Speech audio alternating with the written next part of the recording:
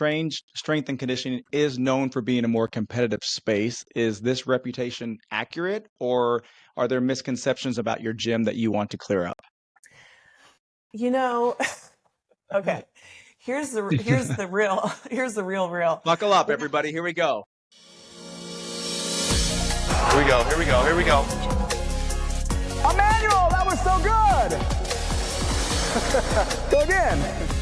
3, 2, 1, time. Welcome back, everyone. You are listening to the Movement for Life podcast. I am JR Jakeway, and I am here with my ever faithful co-host, Colby Christofik. And I have a question. Colby, does anyone ever pronounce your last name Crucifix? Yeah.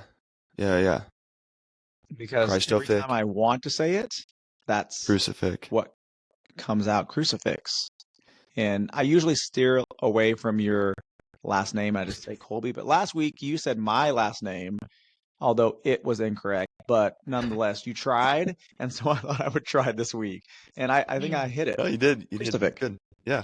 It's like Crucifix. Krista, like the name Krista. And Krista? Fick. Yeah. Krista Fick. Fick. See, I keep wanting to say Fix. That's what's getting me. Yeah, it's not Instead an of a X. K. It's a It's K. not an X. Okay. Well, it's Colby and JR, everybody. Welcome back. Today, we have a great episode. We sat down and had an interview with the owner of Strange Strength and Conditioning, Mm-hmm. Samantha Lusk, and the owner of Wilder Athletics, Charles Chung. I'm really excited for you all to hear it. I've For you to listened to hear it a it, couple yeah. times at this point, and I think that a lot of people will really come away from that having a better understanding of Sam and the entire community of Strange. And I'm really thankful that they took the time out of their very busy schedule to talk with us. You know, I love what they talk about with the kind of space that they have now. So I think it is very cool to be able to hear some of that transformation and their growth as a facility. Great.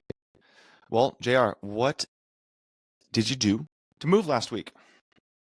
Last week was all about recovery. The week following the quarterfinals, Oh, I yeah. just worked on mobility. So it was all about me getting into moving a little bit and taking time to let my body heal and recover a little bit. That's basically what it was all about. Stretching, mobility, Nice. and very, very basic movements with very, very lightweight. What about you? That's fun. The thing that I remember most that I kind of want to share is I had a shower thought on Saturday night, and my shower thought is like, man, it's impossible for me to not be fit. And that sounds ridiculous. It sounds crazy, but it's not. It does. It's not because that I have some sort of like crazy discipline and I'm like this, guru that goes to the gym all the time, but it's because my friends that I surround myself with want to do physical activity. Okay, that makes more sense. And I don't hate you for that now. Saturday morning, I woke up at 5:30 on a Saturday morning to do the High Rocks training. It was the final week of the High Rocks training. It was a 50-minute AMRAP. I don't want to wake up. I don't want to wake up at 5:30 on a Saturday morning to do a 50-minute workout. But my friends were doing it, Right. so I was like, "Oh, Sure. I'm gonna go spend some time with my friends." And it ended up being a really fun workout. Stayed for the skills and squad right after that. Then we had our staff meeting after that, which was awesome. Loved having everybody in the same room together. And then I texted some friends after our staff meeting. I was like, hey, you guys want to do anything today? And they said, let's go play pickleball today. And so we went and played pickleball. We went and played pickleball for like 2.5 hours. And we played hard. And like that is something that I probably would do because like playing sports or playing games is just a lot of fun to me. So I would choose to do something like that. But then I'm like 4:30 comes around and I'm exhausted. I'm like, haven't taken a shower, and I'm like, man, it would be so hard for me to not be fit because all my friends, like all they want to do is like these physical activities, and I just say yes to all of them because I want to spend time with friends. You want to surround yourself with those kind of people, though. Those are the kind of folks that you want by your side, always pushing you to do something productive and fun, that's the way to go. Okay. We're going to go ahead and get into this interview. I hope you all enjoy it. And please make sure that you're sharing this Yes. podcast. You can see it on YouTube. You can listen to it in your car. And the more people that hear about it, the better. So listen up. And I hope you enjoy our conversation with Sam and Charles. We have the owner of Strange Strength and Conditioning that's located in North Hollywood, California. And they just celebrated their 6th anniversary, Sam Lusk. And we have the owner of Wilder Athletics, an Olympic weightlifting and performance training program that's housed inside the space of Strange, Charles Chung. Welcome to the podcast, you two. Thank you. Happy to be here. Before we get started, I think we need to do a mental health check-in. You guys are the proud parents of 8-month-old twins. So tell us how you are feeling both emotionally, physically, spiritually, all the above. I think I'll let Sam take this one. It's rough. I'll be honest, like in the beginning, people said that when they got older, it would get easier. And I really am finding it not to be the case because now they're mobile and now they're fast and strong and they can pull things down and hurt themselves. So we are in the midst of looking for some help to help us out with them. Nice. Yeah, I mean, I think for me, I have a 4.5-year-old son, and I was lucky enough that during the pandemic, I was furloughed, so I got to stay home and watch him grow. And now with the twins, I've also been lucky enough for the past 8 months to spend this time, and we get to parent ourselves. We haven't, put them in daycare or anything yet, but now we're kind of at like this critical point where it's like, okay, we have our business, we want to run it, we want to grow it, we need some help, but also having the ability to kind of still stay really hands-on with their development and like getting to witness them grow has been like a blessing. Yeah. So they come to the gym literally like every day. Yeah. I see them in your videos. That's amazing. Yes, they are very socialized in terms of feeling very comfortable around people, which I think is really nice. And everyone at the gym is really supportive. So we have girls and guys who will like watch them for us, during a workout or like hold them, play with them. So that's really cool. I think like to Charlie's point, we are really lucky and we haven't missed out on anything because we've been very present, but it's really hard to get anything done. Like today, we're late for the podcast, right? Because we couldn't get the baby monitor to work. And, you're just always getting interrupted. So it's really hard to focus. And also I'm very like little sleep as well. It probably doesn't help that you are probably producing super strong babies that are moving faster and quicker than the average baby. So there you go. All right, before we get started, I want to give you both an opportunity to give us a little background on any sports or activities that you participated in, either as a child or an adult, and what kind of brought you to the weightlifting functional fitness space. Okay, I'll take this one. I actually was not very athletic. I had really bad asthma. I was born in Taiwan. My family actually immigrated to Canada because of my asthma. I would just stop breathing in the middle of the night, apparently, according to my mom. The pollution was terrible there. And so when we immigrated to Canada, I did try to play some sports, but it was very difficult for me. I did some team sports in elementary school. High school, I played rugby. And then when I got into college, I started rock climbing. And that was kind of what I did for a very long time. When I moved to Los Angeles, my brother-in-law was like, "Hey, I have this thing. It's called CrossFit. Like, I want to take you to check it out at Valley CrossFit." And I went with him. I think he took me the first time, and then he went with me one other time, and then he stopped going. And then I kept going and have been involved in one way or another in that functional fitness community, and also over the last 8 to 10 years, I really started to pick up weightlifting and becoming a weightlifting coach and athlete as well. So that's kind of Nice. my background and how I got into it. Yeah, I also was not very athletic as a child, and mainly because my parents were both professors, so they wanted like me to read. I played violin, like I was kind of a nerdy kid with glasses, and I I got was duped. I was I an didn't know. indoor kid. But then in high school, there was like a swim team tryout that I just did for fun. I really didn't know what I was doing. And they kind of let everyone on the team. Like, I don't think it was very competitive, but I did make it on the team. And then I was very bad, but then I got better. And then I got good. And then I really liked that because I was a competitive person, just, from birth. And then through swimming, I was actually recruited. My godmother sent a letter to the University of Texas because they were recruiting swimmers and cross country runners to row because of Title IX. They had to get more like female sports. So she wrote a letter about me and sent like my swimming awards and like accolades, and they brought me for a recruit trip at University of Texas and wound up giving me a partial scholarship for rowing, even though I had never, hook 'em horse, even though I'd never rowed before ever. So I like walked onto the novice team with a scholarship. So I rowed crew in college. After that, I was inclined to more of like triathlons. I ran the LA Marathon in 2010. And then I actually had a boyfriend whose brother is Bill Grundler, who was big in the CrossFit space. Yeah. So I dated James Grundler. They were obviously talking about CrossFit. I didn't know what it was. I was introduced to it doing the WODs like in LA Fitness, and I was just getting destroyed because I couldn't do anything. I couldn't do like a pull up or anything like that. And so it was just brutal. I kind of hated it. They took me to a regionals that Bill was competing in, and I remember thinking the girls were massive. The girls that were at Valley, like Katie Hogan, Lindsay Valenzuela. It's like, holy shit, these girls. But they had ergs there, they had rowers, and I was like, oh, if I could do anything, like I could row.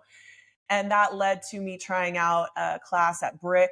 CrossFit was my first CrossFit gym, and actually being coached properly, I was like, okay, this is really fun. I like this. And it was the first sport that I was really bad at. I had been sort of like more gifted athletically, I think, because I did sports that were for tall people. And so I was good at them. Sure. CrossFit, as you guys know, is not necessarily a tall person sport, just generally. But it was full of things that were really fun to try. Like I'd never been upside down in a handstand. I had no experience with gymnastics.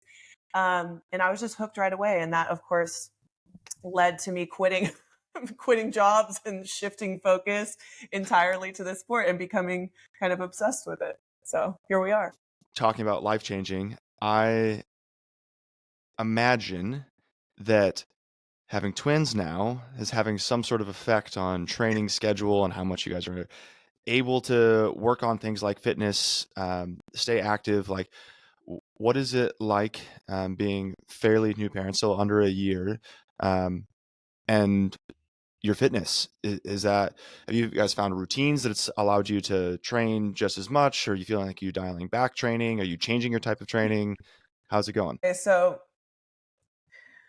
there's a lot of really one woman in particular who's a coach of mine, who her name is Nicolette, and she has almost 3-year-old, and then she got pregnant after me. But I watched her postpartum kind of journey, and she was a monster. She has a lot of family here as well to support her, and so she was kind of back in the gym really fast, and like got back to qualifying for Wadapalooza within like 6 months of having a baby. So that's sort of what I saw. Yeah. That has not been my experience. For both of us, I think that working out is like a big mental health, like it's something that we need. It's like therapy for us. So yeah, it's like self-care. Yeah, absolutely. And, I think if anything, we have a little bit of conflict over like who gets to go to the gym for how long. And when we're at the gym, who's paying attention to the babies? Are you working out? Am I working out? Is it possible for us to work out together? But we make it a priority to go. But generally, I would say we're capped at about like an hour, maybe an hour and a half. Whereas before, for me, I would be there all day because I would coach, I would work out, I would eat lunch, I would work out, I would coach, so this is very different. But we're still trying to do things. Like we still participated in the Open and like quarterfinals, but we can't we can't recover, right? Because we're not getting the sleep that we need. Sure. We're not taking care of ourselves. We're taking care of the babies. Like that's the priority. So for me, I know it's been a huge shift in training. And also I've had to humble myself a lot because I'm coming back, but not as quickly as I maybe would have hoped. Yeah, I think being a outsider, like I know that the expectation when Samantha got pregnant was we thought she was going to be able to train for much longer, but with having twins, I think you had a pretty rough time, Yeah. with the pregnancy, and so I think she was, I think you trained for how long did you train for before you kind of had to stop that? I mean, I was training in some way up until about like 32, 33 weeks, but like obviously very modified. But after a certain point, it was impossible. I mean, it was like I could barely walk. So I wasn't really, I would just go to the gym and like sit on a box and watch people. It's for my personal journey, it's funny because as I mentioned, I have a 4.5-year-old son, and I feel like when I met Samantha, I was just starting to get back into training. Like I had gone through all the sleepless nights, all the potty training and everything, and I started to get more hours to train. And she saw me at my best, and then now it's like I think we have plans going into the gym of what we'd like to do, but there's always a backup plan of like, oh, okay, well, I can probably just do this today instead. Like there's been times where I plan to do a 20-30 minute EMOM every minute on the minute work, and then end up just pulling a sled while pushing the babies on the stroller. Or doing some curls while I'm like trying to feed the baby. So it's, just having a backup plan now, I feel like helps, and, having less of an expectation. Right. Like not getting upset when it doesn't go the way that you want it to. It's like, oh, I wanted to do this, or like, I needed to do this, but I didn't get to do it. And it's like feeling okay that didn't happen, because it's just, it's unpredictable. Sometimes the babies are really easy, and sometimes they just are like, hell no, we don't want to be here right now. Do you find that now that you're a mother, you're looking at fitness in a different light than you did before? I will say that I have grown. My empathy has grown greatly for people in general, because it's a different perspective, right? I mean, Sure. for parents particularly. And I also notice how some of my friends or people that members of the gym, people that I have trained with in the past that don't have kids, I'm like, man, they don't get it. They don't get it. They don't realize like how hard it is. And you sort of get ushered into this like new club, and everybody's like, oh man, like we're fucking just surviving right now. Like this is so hard. I still have high expectations for myself, in terms of what I would like to accomplish. Sure. And I do see moms really lose themselves having babies. And I do think being active in the gym at whatever level that is, like it could just be going to the gym and sitting on a bike, going to the gym and just participating in class in a very modified way, but it gives them something to feel like good about, or something to kind of make them feel like how they used to before they had the babies. So I think it's really important. I think kind of the last couple of questions have hit really some honest perspective on what does fitness look like potentially outside of a competitive aspect when there's other things that are on the priority level. And like the reality is, even when life is busy, when life is crazy, when I've got kids, when I'm a new parent, like if being healthy and being fit is, part of a priority system or a value system for me, like you just said it, you're like, you make it work, you adjust expectations, but you make it work. And I think a lot of people, just what you said was like, I mean, there's a lot of factors that go into it. Like postpartum, my mom's like, you know what, I just don't work out anymore. Like I just don't do it anymore. But if it's part of your value system, like you make it work. You're like, hey, it might not be the same as what it was before, but I'm gonna make sure that I have some time for it, or it might not be the same time or the same activities or the same intensity, but because it's important to me and I have aspirations and I think these are things that I could do and should do and want to do, I make it a priority. I get it done. Yeah, I mean, and one thing I want to say, and not to be like, I think there's some like very positive role models out there for women, but I also think there's some problematic role models. And I'm just going to say right out that I really don't like Tia Claire Toomey and how she's represented her recovery postpartum, because I think there's been a lack of acknowledgement that what she's done is very impressive, but it's also very abnormal, and it is not to be expected. And I think that we as female athletes will compare and feel bad about yourself, like that you can't do these things, and potentially like rush into doing things that they really shouldn't be doing, that aren't like good for their physical health.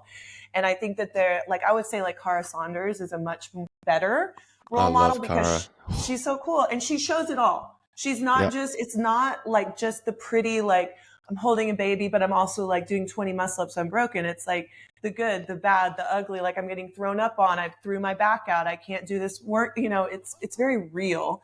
And I think it's important. I think everyone's recovery is different from pregnancy and what type of birth you had, if you had twins, if you had one baby, whatever. But I think that there needs to be a little bit more honesty from people in a position like with a platform like hers about how difficult it really is. And it's like, just say that, and offer some grace for people who are going through the same thing and who are not as genetically blessed or as like at such a high fitness level as she is. Let's shift into a little bit of a gym. Tell us a little bit about your gym. What's the mission and vision of Strange Strength and Conditioning? So Strange opened, like y'all said, about 6 years ago, almost exactly. And, I came from a background of being a head coach at Vault CrossFit in the Valley. And, I went into it a little bit naive, thinking that I could, create a gym that I knew everything from, being a coach, and I could make this really amazing space. And I do feel like we've made an amazing space, but it is a lot harder than I ever thought it would be to own a business because, owning a business and being a coach are two very different things. The plan or the brand behind Strange and why it's called Strange was I really wanted to make a place that was very inclusive, where people from all walks of life would feel welcome. I feel like, and this isn't so true in LA, but just CrossFit in general, I think in kind of middle America has like a certain type of person that you associate being a member there, and I wanted people that didn't fit into that narrow category to still feel comfortable and good about doing the sport of CrossFit, because it really is for everyone, and I wanted to have a diverse group of coaches. I wanted to be very LGBTQ friendly. I wanted to make a safe space in fitness for anyone who took an interest. Sam, it seems like you have a strong conviction to show support for those sometimes what would be considered disenfranchised populations. So like the LGBTQ population. We're going to talk about your adaptive program as well. So tell me where that sense of strong need or desire to support those folks come from. Is it something that you learned at home as a child, or did you develop that some other point in your life? I think that I have felt like an outsider, even though I felt like I didn't fit in. I felt like I wasn't in like the cool group of people, growing up. And I felt sometimes like a little bit left out or odd or not the norm. And I really have encountered people who have, embraced me and made me feel welcome. And that has made me want to do the same thing to other people. I'm from Texas, which is not a very progressive state, but I do have very progressive liberal parents. And so they sort of had this bubble of culture and awareness that a lot of people I grew up with did not. So I'm very lucky in that respect. I think that for whatever reason, a lot of gay women have embraced me and followed me as a coach. And I've gotten to know them very well and their struggles. And, it's sometimes, I can't say that I have the empathy, but I certainly have the sympathy. And I do feel like as a gym or a business owner, like we have a unique opportunity to really share something that is quite life-changing with a group of people who might otherwise be a little bit scared off by what they see as like a traditional gym atmosphere. And so, whether it be, from our coaching staff or just from the people that, wind up walking into the gym, I want them to look around and feel like there are other people like them there, and to feel like it's a unique space and maybe something they haven't encountered before. And here they both are. And we got two. Yep. We have two new guests. Charles, Wilder Athletic. What kind of training do you guys do? What is the objective of the program? How do people get involved? And what's the goal? Yeah, so Wilder Athletics is actually, I wanted to start just by introducing it. It's named after my first child, Asa. His middle name is Wilder, so Asa Wilder Chung. So Wilder Nice. Athletics is named after him. And I think originally I've always wanted to have a weightlifting team. And when I met Sam, we had kind of talked about goals and dreams, and I mentioned the entity itself, and she kind of opened it up, and she was very supportive in wanting to help me get this thing off the ground. And I always had one excuse, like why I couldn't do it, and she pretty much was like, okay, well, we have a facility, we have athletes that would want to compete, so why don't we do it? And so she kind of really, she even set a deadline for me to kind of, I think it was like November or something. She's like, you need to do this, and by November, get it started. And Wilder Athletics, what we are right now is a competitive weightlifting team. The goal Great. is to have a place for people who want to get better at weightlifting, who want, eyes on their lifts. Obviously, at Strange, they have weightlifting classes. That is for people who are starting out, who are dabbling, who want to learn the lifts. And with Wilder being housed inside of Strange, we get a lot of athletes that are like, okay, well, that looks fun. It looks like what they're doing is a ton of fun. Why don't I go check it out? We have team lifts every Saturday morning, and everybody just throws down, right? We max out. And so it's an opportunity for people who really want to compete on the platform, to hone their skills and their technique. And yeah, we are right now, if you want to get started, obviously with on social media, Wilder Athletics on Instagram, or just coming by the gym, reaching out to me as well. That is one way to kind of get started. I always recommend people to come out to one of the team lifts, because I think the energy is really good. It's an opportunity also for me and the rest of the team to meet the individual, and just to see what the energy is like, and what we do. And for the people Is this that when come, you crown the jerk off competition, the jerk off champion? yeah, actually that's between the girls. We have an athlete, Nora. Oh my God, so strong. She just jerked 250 pounds. I saw. And so she got they made this weightlifting belt that said jerk off champion. So that was taken from a previous member of Wilder Athletic. All right, if you guys are like me, you carry a lot of shit to the gym. I like to take my rope. I like an extra pair of socks to change into after I work out. I like to have a snack because that's super important. A toiletry bag. Man, there's just so much in my bag. And for a long time, I really struggled with keeping all of that separated or trying to find something easily. Not anymore, because the best boss in the world, Colby, bought me a Haven Athletic bag. And let me tell you about this bag. It has lots of different compartments, even a little ventilated area at the bottom where you can either put your stinky shoes or maybe sweaty clothes. And it's great to not have those mixed in with all of your other stuff. We are able to give you guys $40 off your purchase. If you go to the show notes, there's a link. Haven Athletic. Purchase your bag today. recently we had Jameson Perry, who is a new affiliate owner from CrossFit Horsepower, on the show with us. And he kind of talked fostering some relationships between gyms or affiliates as something that's important to him. What are your thoughts on relationships between gyms? Would you like to collaborate? What keeps you from collaborating? Or a little bit of explanation on what your feelings are with that. You want me to say? Here's the thing. Like, I was talking about this in like, let's just start from like a personal training perspective. Like, I'm a personal trainer, and I always refer people, right? Like, I can't take this time slot, so here's a client to somebody I trust. I think there is enough business there for everyone. I don't think it needs to be so cutthroat, and you don't need to throw people under the bus. Like, one gym isn't necessarily going to be a good fit for everyone, right? Yep.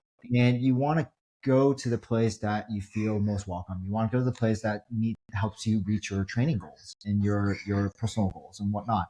And I'm perfectly fine saying, like, just, speaking of water athletics, like, if we're not the club for you, I can recommend you to 3 other clubs nearby. I have no problem doing that. I want you to come to me because you enjoy the team. You enjoy me as a coach. You trust in me. I don't need to talk poorly about anybody else. I don't need to say I'm the only person you can train with. I really believe that there are a lot of good coaches around. I mean, there are a lot of bad ones too. However, I think collectively, like, we all have similar goals. We want to get people better. We want to help people reach their goals. So, like, there's no need to put a gym down or talk trash about a coach just so that you can bring business to yourself. In fact, I think that makes you look worse. Yeah. Like, we're here to raise people up, not put them down. Yeah, I totally agree. And I really, I didn't know Jameson personally. I knew who he was. And then when there was some, discord at his last gym, we reached out because Charlie obviously knew him. And I just said, if you need a place to work out, you're welcome to come to Strange and work out, which led to him and I having a few conversations. And I was like, wow, this guy's like really nice. He's really cool. And we talked about these like fake, like kind of like these fake enemies or something that you have, like people that don't like you, but then you're like, but why don't they like me? We don't know each other, Right. And there seems to be bad blood, but like based on what? And I always have said, at least with, with our members and coaches, like, if you're not happy at Strange, like I want you to be able to go somewhere else. And I never want people to feel like locked in, contract wise, like weird clauses where they have to give 30 days notice and then pay like some penalty for canceling. We're basically month to month, so you can kind of cancel at any time, because I think just brand wise or like business wise, you want people at your space that want to be there. I also have good friends who are affiliate owners, one of whom is downtown at Muse, CrossFit Muse, and one of whom is in West LA Athletics, and they're great. I feel like besides Jameson now, most of the boxes closest to us, like, we're not, there isn't that camaraderie, and I don't know why. And we throw these competitions that are pretty big, a Valentine's Day one that's been going on for like, since we opened, and then a summer one. And we'll have people come out from like hours away to compete. But you won't see people from like the gyms that are close by.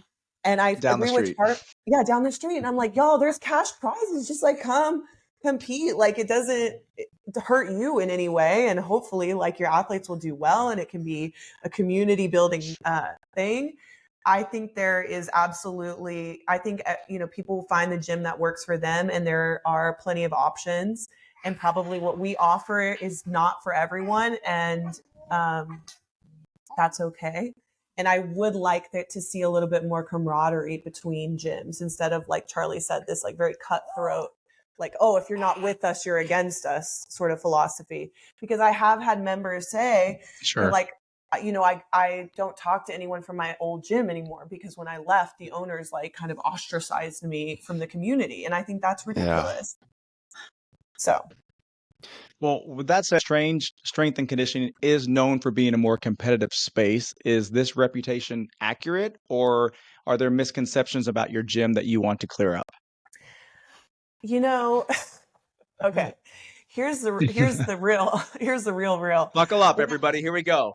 when I opened the gym, I wanted to create a space not just for competitors, but for competitors, where we had just for the facility, like high enough ceilings where you could do rope climbs and like make sure that you have muscle ups and a lot of weights and like space outside if you want to do yoke carries and sled pushes. And I just wanted it. And I wanted a place where you could hold competitions because I thought that was like a really cool thing that I wanted to be a part of. I also had been a competitor and I had been at gyms where I felt like there wasn't a place where people who wanted to get better could grow. So eventually they would stop taking class. They would start doing like mayhem programming. They would just go to open gym and it would be a very like split population between the people in class and the people in open gym. And I wanted to make a place where, it's that old like philosophy, like program for the best, scale for the rest. So I wanted to program things that were very challenging, so people would never grow out of it, but then also make it accessible and have people be able to modify if needed.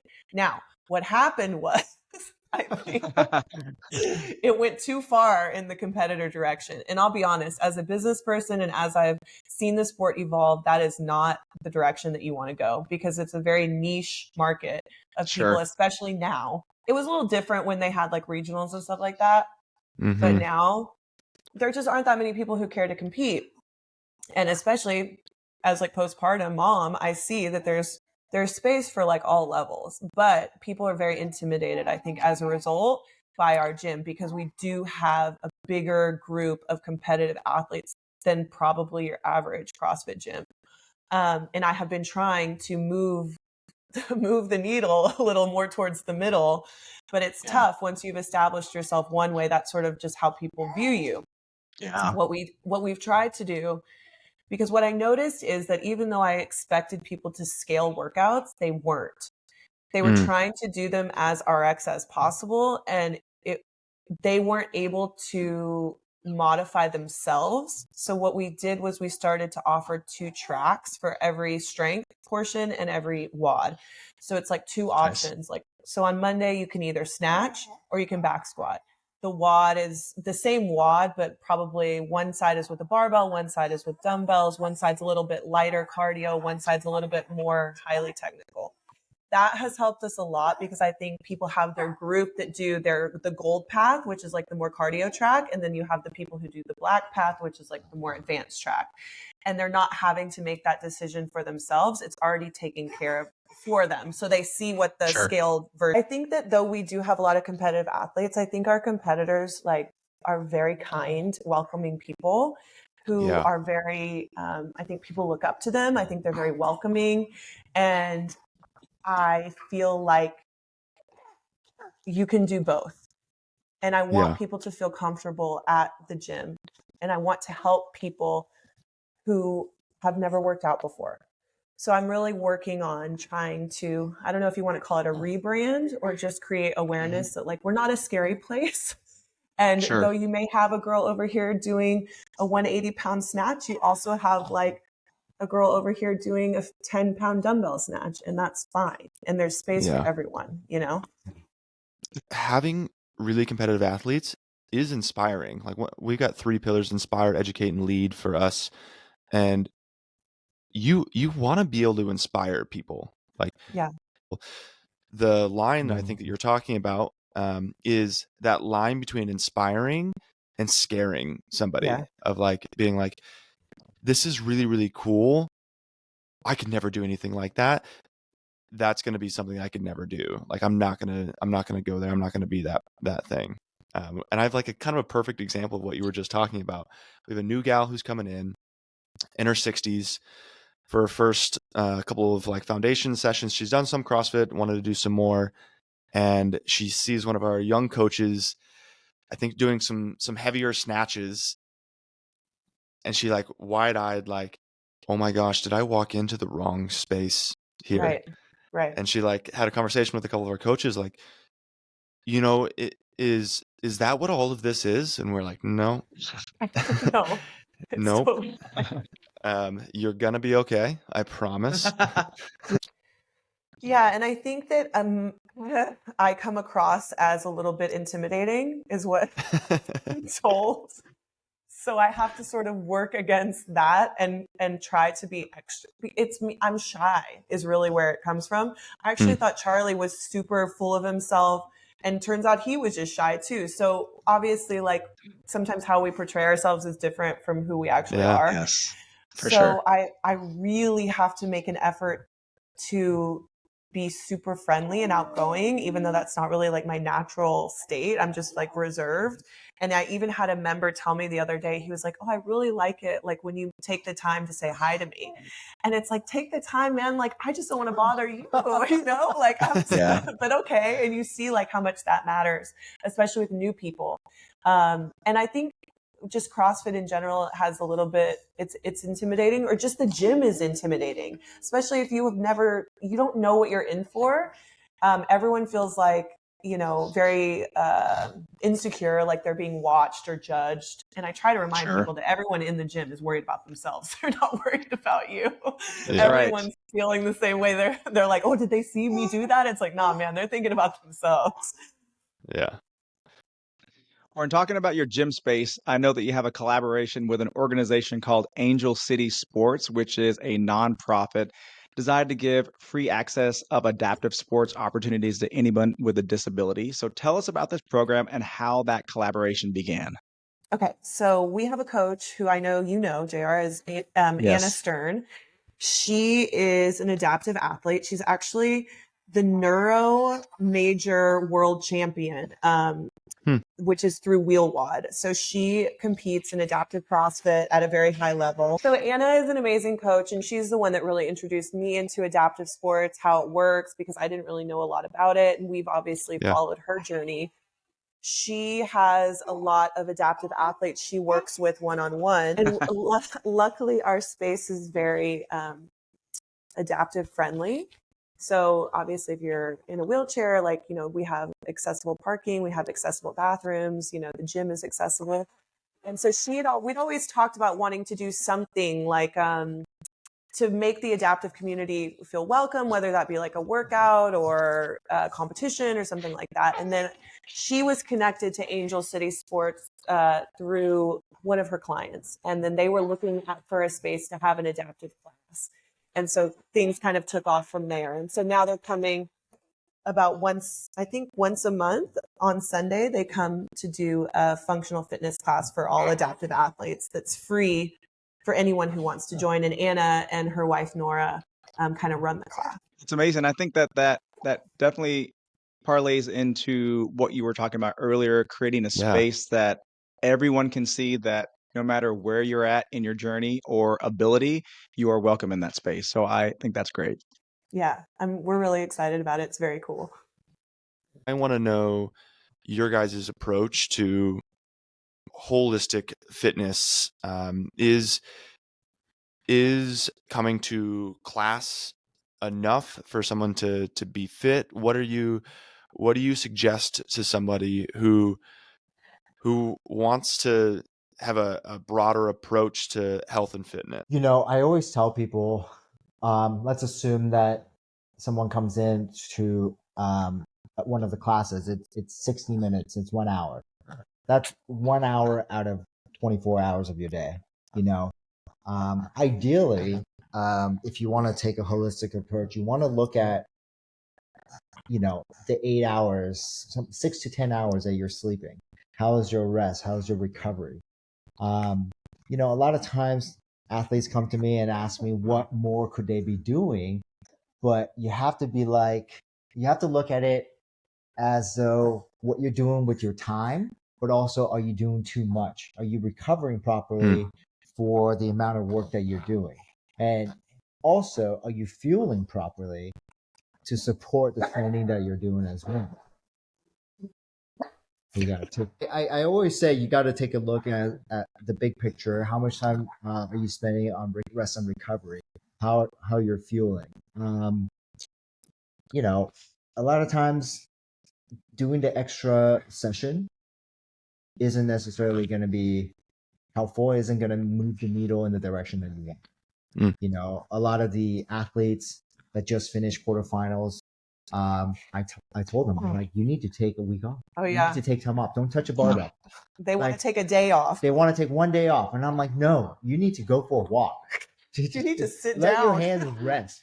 You know, like so many of them actually got sick. Yeah. Like right after Oh, sure. quarterfinals. Yeah, just your adrenaline dumping. You know, you're thinking about these workouts, the probably cortisol dreaming is really about high, it. yeah. You know, stress level through the roof. You know, and then they get sick, and it's like, okay, well, what do you need right now? You absolutely do not need to do another session. Do not need to lift the barbell. Rest and recover. Yeah, I think what we've noticed too, and this sort of happened kind of accidentally, you know, we have personal clients, we have clients who do like personalized programming and stuff like that. And then one of my clients reached out to ask about nutrition. And I've done nutrition coaching in the past, but sort of, you know, not as like a major part of my business.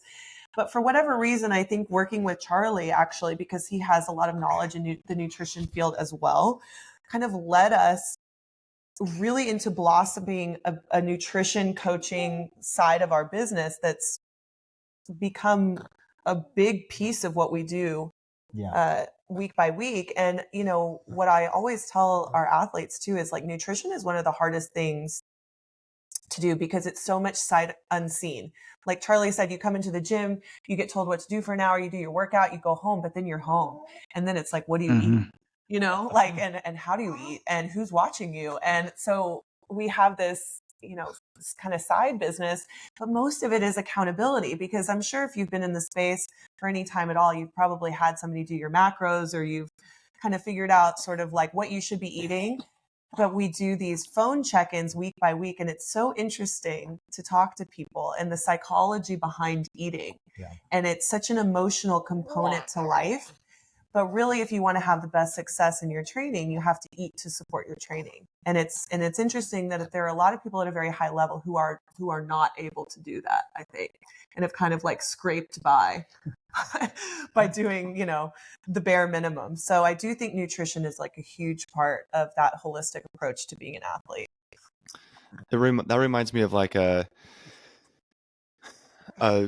quote from Dave Ramsey, the money guru that talks about debt and whatnot. And he's like, it's not a math problem, it's a behavior problem. And like in my opinion, the same could be true of nutrition. Like, it's not a knowledge problem. Like, most of us know like what we should and shouldn't be eating. It's a behavior problem. It's like somebody's not keeping me accountable to what I'm saying I want to be eating or what I actually am eating. Like, if I was being forced to track what I was eating or take pictures, like, it would be way different, even if I wasn't even eating anything different. So I think that you're 100% on the right track right there. It's like a holistic approach is you got to take into account some other things besides that 60-minute class, because there's 23 other hours in the day. So you guys did have athletes compete in the CrossFit quarterfinals. So talk about how you were supporting them, and then what's your feeling on the percentage changing from 10% to 25%? Yeah. I have two sides to this. I definitely feel like it was a little bit of a cash grab by CrossFit, like to make some money. Sure. Yes. However, that being said, when I first saw it, I was like, what? This is crazy. However, I will say that I think it creates an opportunity for us as gyms to, because, you know, the Open, it's always a big community building time where you have like a Friday night lights, or maybe some gyms do it on Saturday, but but you do parties and you have food and you have people get their first pull up or their first muscle up, and everybody sees it, and it's like this taste of competition, but it's very friendly and it's very supportive. So I do think by expanding quarterfinals, and like we had quite a few athletes make it to that next level, you could do something similar. You could kind of keep that community building focus going.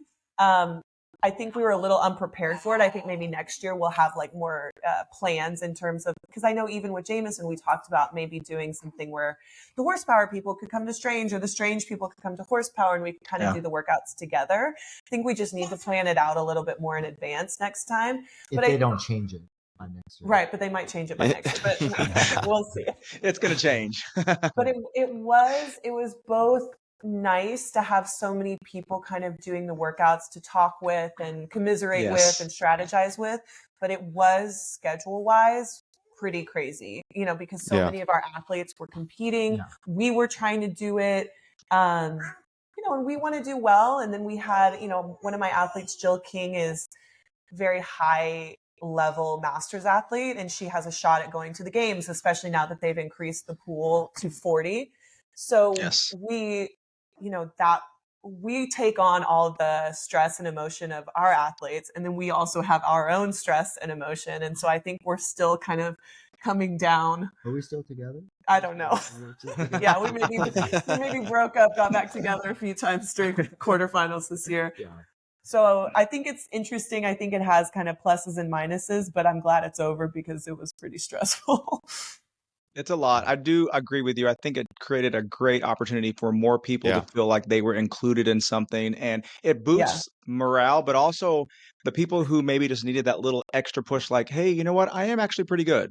It allows them an opportunity to believe in themselves a little bit more, and having everybody in the gym helping each other out, holding a camera, helping measure, like that kind of collaboration with your community is really what this is all about. And I feel like it enhanced relationships over that short period of time. People who weren't necessarily usually together were coming from their normal class time to maybe the midday open gym just to get these in, meeting more people and creating relationships. And at the end of the day, that's kind of what this is all about, right? Yeah. And like we were saying earlier, you know, you do have your people who may progress to like semis or even the games, and they're sort of like the role models. But then you have other people who aren't quite at that level, but they get, like you're saying, they get to participate in the same thing, which creates like this kind of camaraderie that wasn't there before. And so that was really cool to watch. And I like that. Yes, I agree. And I liked the, you know, I think you're spot on, and it's because it's brand new. There was not a lot of organization with like what we could have done with it. And traditionally in the quarterfinals sense, with the top 10%, like most of the quarterfinals workouts, only like 3 or 4% of the athletes were really competing or doing well in those top 10%. Like a lot of the stuff that they were asking people to do in the quarterfinals, nobody was finishing or doing. Like 275-pound clean and jerks last year, I think probably less than 3% of people were like completing reps at 275, 185 for clean and jerks. Yeah. And so when they increased the pool, I think we had a lot of athletes who made it, who said, you know what, I don't know if I'm going to do it because I don't know if I'm going to be able to do the workouts. Mm-hmm. And then by the time then they had like mindset wise taken themselves out of wanting to do it, and they saw the workouts and they're like, oh wow, like I could do that. Like maybe I would want to do that next year. So I hope that they do something similar. Don't completely change things up again. I agree. Because I think that, just like you said, I think we could have more organization and bring it, have it be a month post, have some collaboration organization, maybe have, you know, one workout at a couple of the different local gyms in the area and try to have everybody kind of go through in some heats and have some people pushing each other. And those top 25%. You know, I think this year was a little bit too difficult to try to organize as a first year for CrossFit. Yeah. I will say that, you know, the people who are going to make it to the games are still going to make it to the games. Yeah. You know, and so having a 25% cutoff, you know, some specialists out there, you know, are probably bummed that they didn't get legless rope climbs and handstand walks and whatnot. But here's the thing: if you're going to make it to semis, you already have those skills, and they're going to see it now. I mean, they'll see it in semis. Yeah, and at the very base of, you know, CrossFit and functional fitness in general, it is a cardiovascular, like a aerobic sport. Yep. You need to have that baseline of capacity before you earn your heavy barbell, before you earn your, you know, high skill gymnastics. And I hope, like you have mentioned, that they continue this trend. I think it's a good It's great for the community, and it like we've seen people get so excited about it because they finally made it to the quarterfinals. Yeah. Yeah, they're Yeah. pumped. So I think it's a good thing. Right. So tell us what kind of collaborations you two have coming up, and what is it like working together? Does that explain it? I think we're very different in some ways, which is very complementary. Like I said, we do the nutrition coaching, accountability coaching, and we kind of switch off. So if I talk to you, JR, one week, next week, Charlie will talk to you. I think Charlie comes from much more of like a scientific, maybe a little bit more like clinical perspective, because he's done a lot of research and he understands more about like the physiology than I do.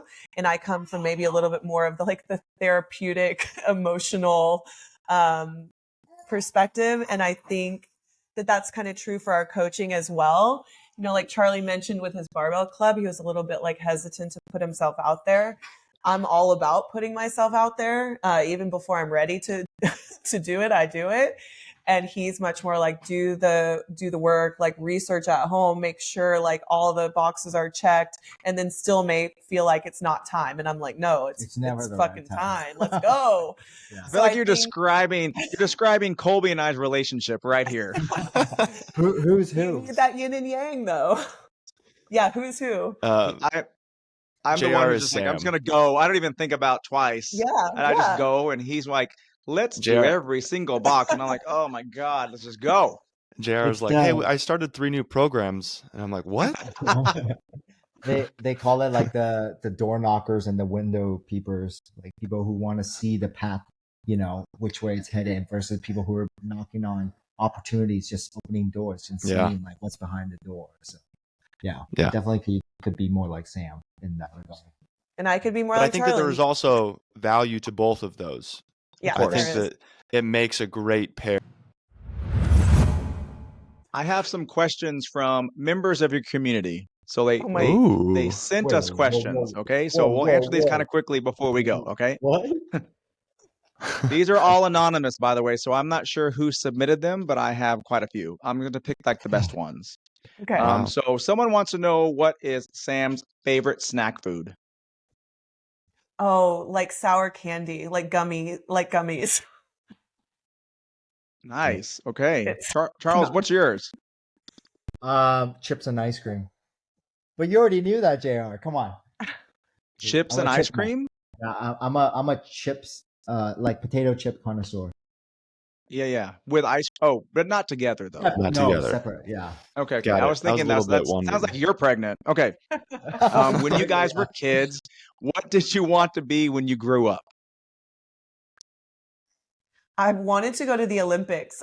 Maybe for gymnastics or figure skating. You're too tall. I know I'm too tall, but that's what I liked. I mean, if we want to get really dark, no. I wanted to be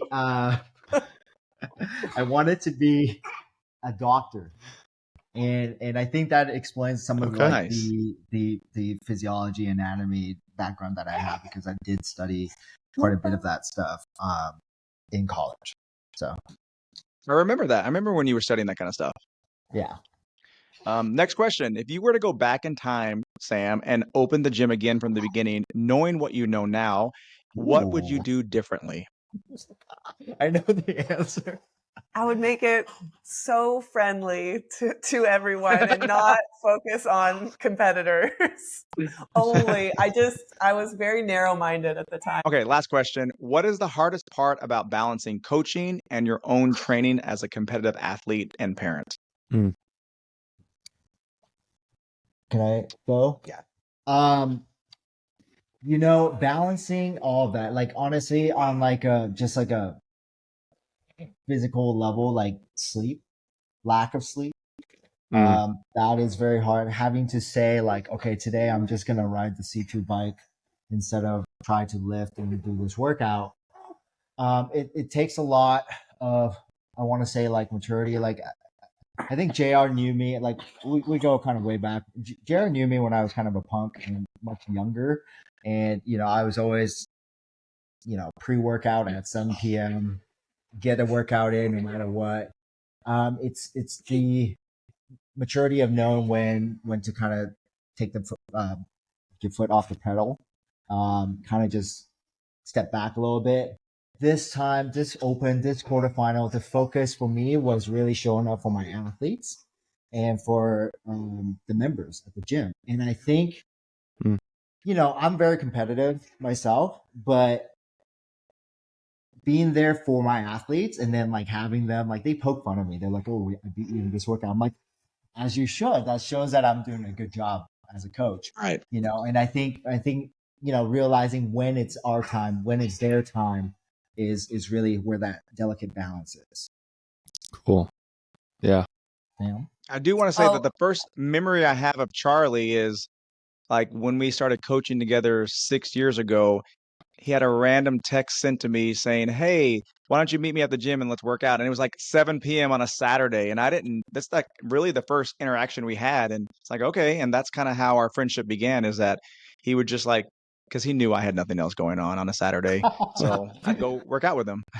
Yeah, those were good days. Yeah, I think for me, I'm an only child, and I realize now that I have babies how selfish my life was, because it could be I just was focused on what I needed, what I wanted, when I wanted. I think being an athlete is inherently kind of a selfish pursuit. People have to like take care of you, make sure you have what you need. And switching to, being a parent, and then also like more so focusing on coaching than my own athleticism has really been, like Charlie said, it's not so much about me anymore. It's about the babies. Number one, it's about our family. And then the people that, we're coaching, it's really about them, and kind of we're putting ourselves maybe more so on the back burner, at least for now. And, being okay with that, and also being really excited, as the babies kind of grow and develop, and watching them. And then also as our athletes grow and develop and kind of surpass us. Yeah, I want to add to that real quick. Just for me as a coach, I always tell myself, like, I want to be the coach that I never got when I was trying to compete. And so, I had coaches that were more focused on their thing. Yeah. And I get it. You're a competitive athlete. Yeah. You're focused on yourself. But, I am lost. I didn't know anything, and I needed some guidance. And so now it's like, okay, these people are athletes. I would be so proud that they are doing well because they're putting their trust in us. Yeah. And I think, to me, sometimes, like, even like right now at this point in my coaching career, I think that to me is a bigger win than me going to the next stage or like semis or whatnot. Yes. I think helping other people realize their dreams is something that's just like, it feels different. It hits different, Love it. I appreciate you guys taking some time out. I know it is hard to carve time out and do really anything. So I'm glad that you guys spent the hour with us, filling us a little bit in on who you guys are and what you guys kind of represent as your organizations and businesses. I think you guys are a great example of some people that, hey, it's part of our values. It's part of our what we think is important. And this is what it looks like sometimes. So this is great perspective for your guys' community and the community at large, the US population, that like, hey, it can be done. You can be fit, healthy, approach it from a holistic perspective, and be crazy. Like, life is wild, right? Yeah, definitely. So before we leave, if we can have you tell us how people can find you, maybe your Instagram handle or your website, if people want to contact you. Yeah, you can find me either on the gym's website, which is www.strangestrength.us, or on Instagram at Strange Strength and Conditioning, or myself. I believe it's my Instagram is Samantha_Lusk, Lusk, on Instagram. What about you, Charles? Mine is Charles Chung Fitness, or for Wilder Athletics, it's at Wilder Athletics. So great. We're working on a website. It's not it's not perfect yet. That's why it's not out. Sam's buying you a domain. Yeah, I bought let's make it happen. Yeah, 2 hours from now. Thank you guys so much. Thank you guys so much for joining us. We really appreciate it. Right. Thanks. Right. Right. Thank you. Bye, guys. Here we go. Here we go. Here we go. Emmanuel, that was so good. Go again. 3, 2, 1, time.